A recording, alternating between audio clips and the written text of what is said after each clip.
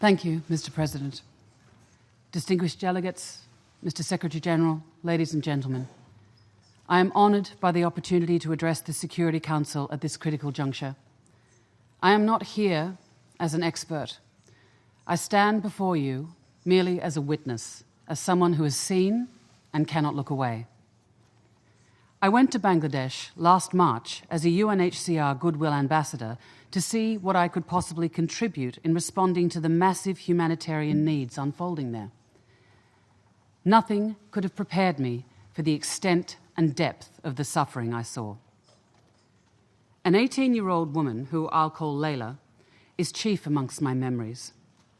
One of the 720,000 stateless Rohingya refugees who fled violence and abuse in Myanmar's Rakhine state since last August, Layla fled her burning village with her infant son, Yusuf. As she cradled Yusuf in her arms, she described to me how her husband was forcibly taken from her village and how he had not been heard from since. How, 5 days later, these same people returned, setting fire to her home and forcing her to flee alone with her baby. She saw her uncle killed by men with knives. She told me, "When I saw this, I just ran." She and her son hid in a forest for months, surviving off plants and trees. Her harrowing journey ended in Bangladesh, where her present hardship persists. Another refugee family took her and Yusuf in, sharing their cramped shelter. And as I sat with Layla, a small child was playing behind me, and I noticed some terrible scars on his leg. And when I asked how he came by these, his family told me that he had been caught in the flames when their home had been torched.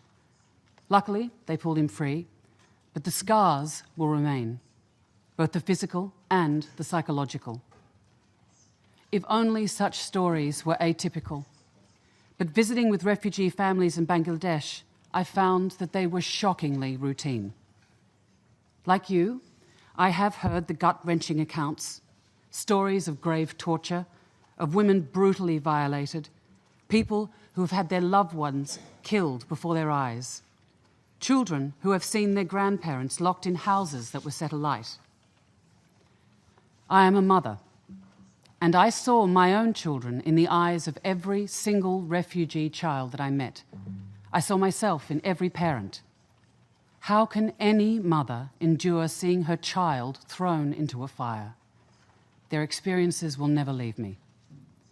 And this is why I'm immensely grateful that the Security Council, the principal body responsible for maintaining international peace and security, is working in unison to resolve this crisis. And I am particularly thankful to you, Mr. Secretary-General, for giving voice to the Rohingya over the last decade and for continuing to demonstrate exemplary leadership on this matter. And I must also pay homage to the former Secretary-General, the late Dr. Kofi Annan, who has given us a clear and practical vision to resolve the crisis in Rakhine State, a vision that is shared by this Council and one which the government of Myanmar has committed to implementing. A vision that, if realised, will ensure that women, men and children of different religions, ethnicities and backgrounds in the Rakhine State can thrive collectively.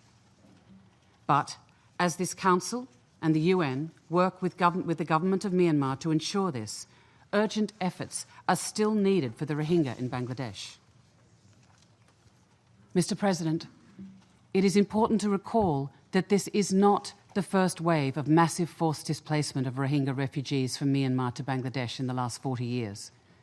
The scale of displacement is so large and so severe that today there are more Rohingya living in exile than in Myanmar itself. In 1978, 200,000 Rohingya refugees streamed into Bangladesh, freeing brutality and widespread abuse. Gul Zahar, a young Rohingya woman, was amongst those who fled. 14 years later, in 1992, another wave of violence forced 250,000 stateless Rohingya refugees to seek safety once again in neighbouring Bangladesh. Once again, Gul Zahar was amongst those who fled. Today, there are 900,000 stateless Rohingya refugees in Bangladesh. Gul Zahar, now 90 years of age, is sadly amongst them once more. 4 decades following her initial flight, Gul lives in abject poverty in Bangladesh, with the sole wish that her great-grandchildren will have a better future. The need for this future to transpire inside Myanmar has never been more urgent. If we fail to act now, Gul's grandchildren, like thousands of others, will be unable to escape this relentless cycle that generations of Rohingya have experienced. Mr. President, Bangladesh's recent response, receiving over 700,000 refugees in a matter of months and providing them safety, is one of the most visible and significant gestures of humanity in our time. But the needs are vast. The suffering is acute. Much more international support is needed. Thanks to the efforts of the Bangladeshi government, the host communities, UN agencies, NGOs, and the refugees themselves, life-saving efforts have ensured that the Rohingya refugees have endured the monsoons largely unscathed. Yet, as you yourselves have seen, they continue to live in squalid conditions. With only 33% of the refugee operation funded, amounting to less than 70 cents per person per day, this is not surprising. Rather, it is quite embarrassing. Many Bangladeshi villages living nearby with very little to call their own have been helping the Rohingya refugees over the past year. If people with so little can step up, why can't we do better? Refugees need to feed their families.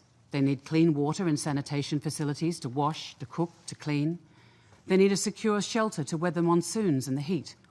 Their children need an education. Their grandparents need to be cared for. But they need more than just food and water, informal schools, temporary shelter. They need a future. In the refugee settlements in Bangladesh today, women who were raped in Myanmar are now giving birth to children. These children, already burdened by statelessness, are likely to carry this stigma for the rest of their lives. So many women, like Layla, among their children, continue to be vulnerable to abuse and exploitation.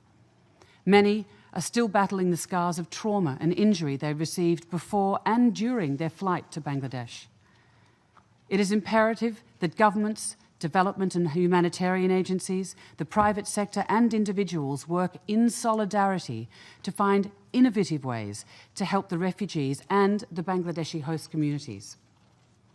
Mr. President, the focus of our efforts must be to provide the much-needed support inside Bangladesh whilst working to ensure conditions in Myanmar are conducive to returns. The many refugees that I spoke with consider Myanmar their home, but they have real, deep fears about returning there. The denial of their right to move, their right to marry, their right to work, their right to healthcare and education renders them amongst the most vulnerable people on the planet. Refugees move back home when it is safe and secure to do so. The Rohingya cannot return to the very conditions they were forced to flee. They cannot settle for half solutions. They must know that they belong. A clear pathway to full citizenship is essential.